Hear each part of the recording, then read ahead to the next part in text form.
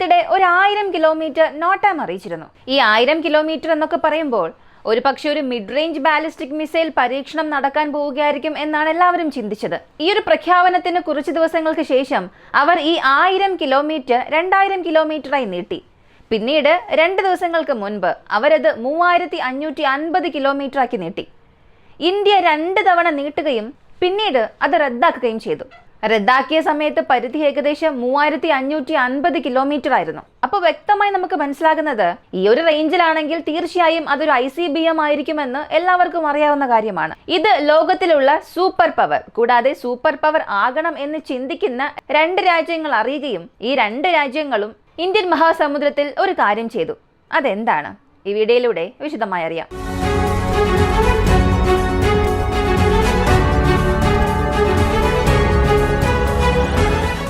ആദ്യം പറയേണ്ടത് ചൈനയ്ക്ക് നിരവധി സ്പൈ വെസൽസ് ഉണ്ട്.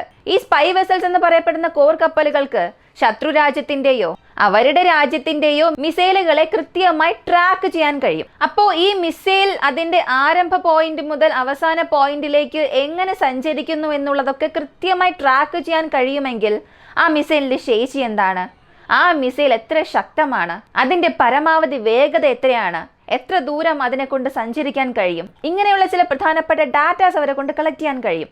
പൊതുവെ ഇത്തരത്തിലുള്ള കപ്പൽ നിർമ്മിക്കുന്നതിന്റെ ഉദ്ദേശം സ്വന്തം രാജ്യത്തിന്റെ ICBM പ്രോഗ്രാം മെച്ചപ്പെടുത്തുക എന്നതാണ്. കാരണം കടലിലൂടെ മിസൈൽ എങ്ങനെ സഞ്ചരിക്കുന്നു എന്ന് അവർക്ക് ട്രാക്ക് ചെയ്യാൻ കഴിഞ്ഞാൽ മാത്രമേ അവർക്ക് അവരുടെ മിസൈലിന്റെ പ്രകടനം മെച്ചപ്പെടുത്താൻ കഴിയൂ. എന്നാൽ കാലക്രമേണ ഇത് മാറാൻ തുടങ്ങി. മറ്റ് രാജ്യങ്ങൾ മിസൈൽ ടെസ്റ്റ് ചെയ്ത് നോക്കുമ്പോൾ ഇന്റർനാഷണൽ വാട്ടേഴ്സിൽ ഇവരുടെ കപ്പലുകളെ കൊണ്ടുവന്ന് നിർത്തും. എന്നിട്ട് ആ രാജ്യങ്ങളുടെ മിസൈലുകളെ ട്രാക്ക് ചെയ്യാൻ തുടങ്ങും. ട്രാക്ക് ചെയ്ത് അതിലൂടെ ആ രാജ്യം എന്തെങ്കിലും മറച്ചു വെക്കുന്നുണ്ടോ, അങ്ങനെ മറച്ചു വെക്കുന്നുണ്ടെങ്കിൽ അതെന്താണെന്ന് ഇവരെ കൊണ്ട് കണ്ടെത്താനാകും. ഇതാണ് ആശയം. ഈ ആശയം അനുസരിച്ച് ഇന്ത്യൻ മിസൈലുകളെ നിരീക്ഷിക്കാനായി ചൈനക്കാർ എപ്പോഴും അവരുടെ സ്പൈ വെസൽസിനെ കൊണ്ടുവരും. എന്നാൽ മിഡ് റേഞ്ച് ബാലിസ്റ്റിക് മിസൈൽസിന്റെ കാര്യത്തിൽ ഇങ്ങനെയല്ല. നമ്മൾ ഒരുപാട് മിസൈൽ പരീക്ഷിക്കും. അതിൽ ഷോർട്ട് റേഞ്ച് ഉണ്ട്, മിഡ് റേഞ്ച് ഉണ്ട്.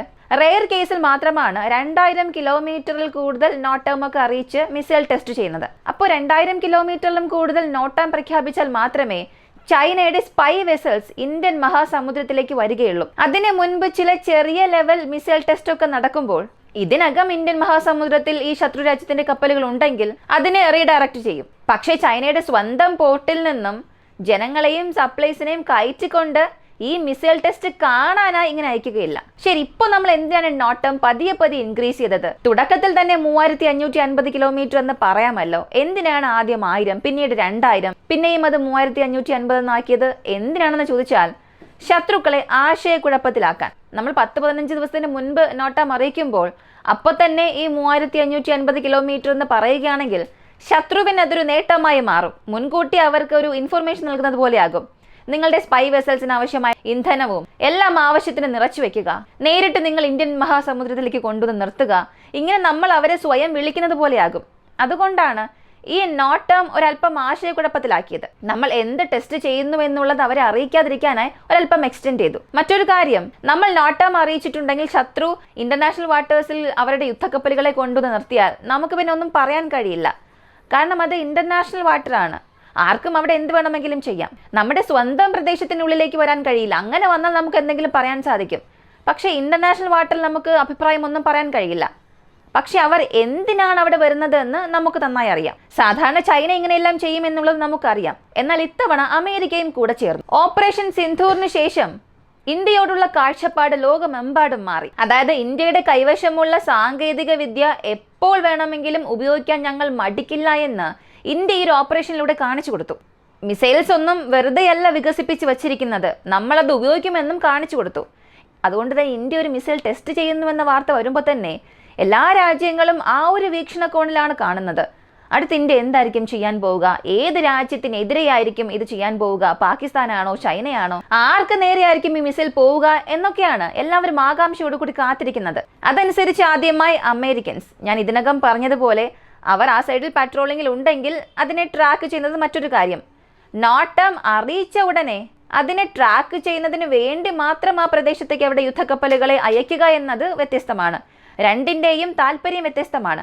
ഇത്തവണ അമേരിക്കൻസ് നോട്ടം അറിയിച്ചതിന് ശേഷം നമ്മൾ എന്ത് ടെസ്റ്റ് ചെയ്യാൻ പോകുന്നു എന്നുള്ളത് അറിയാൻ വേണ്ടി തന്നെ അവരുടെ ട്രാക്കിംഗ് കപ്പലുകളെ ഇന്ത്യൻ മഹാസമുദ്രത്തിലേക്ക് അയച്ചിട്ടുണ്ട്. അപ്പോൾ ഈ രണ്ട് രാജ്യങ്ങളുടെയും ട്രാക്കിംഗ് കപ്പലുകൾ ഇന്ത്യൻ മഹാസമുദ്രത്തിലായിരുന്നപ്പോൾ നമുക്കും ഇതറിയാം. കാരണം ഇതുപോലെ ഇൻഡിപെൻഡന്റ് ആയിട്ടുള്ള ജേർണലിസ്റ്റ് ഒക്കെ ഇത് ട്രാക്ക് ചെയ്ത് ട്വിറ്ററിലും സോഷ്യൽ മീഡിയസിലെല്ലാം ഇടാൻ തുടങ്ങിയിട്ടുണ്ട്. ഇന്ത്യയുടെ ദിവ്യാസ്ത്ര പദ്ധതി, ആ ഒരു പ്രോജക്റ്റ് ട്രാക്ക് ചെയ്യാൻ വേണ്ടിയാണ് ഈ കപ്പലുകൾ വരുന്നത്. ഇങ്ങനെയുള്ള വാർത്തകൾ സോഷ്യൽ മീഡിയയിൽ പടരാൻ തുടങ്ങി. അപ്പോൾ പിന്നെ നമ്മുടെ ഒഫീഷ്യൽസിന് മുൻപ് തന്നെ വിവരങ്ങളെല്ലാം ലഭിച്ചിട്ടുണ്ടാകും. അതുകൊണ്ടാണ് ഇപ്പോൾ വീണ്ടും ഈ നോട്ടാം എക്സ്റ്റെൻഡ് ചെയ്തത്. ഒരു പക്ഷേ ഇതൊരു കാരണമായിരിക്കാം. അല്ലെങ്കിൽ ജെനുവനായി ഇവർ മിസൈൽ ടെസ്റ്റ് ചെയ്യുമ്പോൾ ചില കൺസേൺസ് അവർക്കുണ്ടാകുമല്ലോ, ചില പ്രശ്നങ്ങൾ വന്നിട്ടുണ്ടാകും. ആ പ്രശ്നം സോൾവ് ചെയ്തിട്ട് അടുത്ത് വീണ്ടും നോട്ടം അറിയിച്ച് മിസൈൽ ടെസ്റ്റ് ചെയ്യുമായിരിക്കും. റദ്ദായി എന്ന് പറയുമ്പോൾ പൂർണ്ണമായും അവസാനിച്ചതല്ല, മാറ്റിവെച്ചിരിക്കുകയാണ്. ഇനി അടുത്ത് എപ്പോഴാണെന്ന് അറിയില്ല. ഈ നോട്ടം അറിയിച്ചത് തന്നെ പ്രോജക്ട് ദിവ്യാസ്ത്രയ്ക്ക് വേണ്ടിയാണ്. പ്രോജക്ട് ദിവ്യാസ്ത്ര എന്താണെന്ന് ചോദിച്ചാൽ multiple independent re entry vehicle project ആണ്. അതിനാണ് അഗ്നി 5 നമ്മൾ പരീക്ഷിച്ചത്. ഇതിനകം നമ്മുടെ പക്കൽ MIRV സാങ്കേതികവിദ്യ ഉണ്ടെങ്കിലും അതിനെ ഒരു ICBM-ൽ ഇന്റഗ്രേറ്റ് ചെയ്ത് ടെസ്റ്റ് ചെയ്തത് ഈ ദിവ്യാസ്ത്ര പ്രോജക്റ്റിലാണ് ഇത് ആദ്യമായി. അതാണിപ്പോൾ വീണ്ടും നമ്മൾ ടെസ്റ്റ് ചെയ്യാൻ പോകുന്നത്. അതായത് വീണ്ടും മിസൈൽ ടെസ്റ്റ് ചെയ്ത് നോക്കി വാലിഡേറ്റ് ചെയ്യാൻ പോവുകയാണ്. ഇങ്ങനെയാണ് ഒരുപാട് പേർ പറയുന്നത്. അല്ലെങ്കിൽ ഇതൊരു പുതിയ മിസൈൽ ആയിരിക്കാനും സാധ്യതയുണ്ട്. കാരണം അഗ്നി 5 വർഷങ്ങളായല്ലോ. അഗ്നി 6, അഗ്നി 7 വരെയും നമ്മെ കൊണ്ട് വികസിപ്പിക്കാൻ കഴിയും. ഓപ്പറേഷൻ സിന്ധുവിന് ശേഷം ഇന്ത്യ സൈനിക ആയുധ വികസനത്തിൽ സജീവമായി മുന്നേറുകയാണ്. അതിനാൽ ഇതൊരു പുതിയ ആയുധവുമാകാം. DRDO റിസർച്ച് ആൻഡ് ഡെവലപ്മെന്റിൽ നിന്നും പുതുതായി ഫ്രഷ് ആയി ഏതെങ്കിലും ഒരു മിസൈൽ ടെസ്റ്റ് ചെയ്യാനും സാധ്യതയുണ്ട്. അതെന്താണെന്നുള്ളത് കാത്തിരുന്ന് തന്നെ കാണാം. ഈ ഒരു വീഡിയോയെ കുറിച്ചുള്ള നിങ്ങളുടെ അഭിപ്രായം എന്താണെന്നുള്ളത് കമന്റിൽ പറയുക. കൂടുതൽ അപ്ഡേറ്റ്സിനായി വോയിസ് ഓഫ് വിക്കിയ നമ്മുടെ ചാനൽ സബ്സ്ക്രൈബ് ചെയ്യുക. മറ്റൊരു വീഡിയോയുമായി വീണ്ടും കാണാം.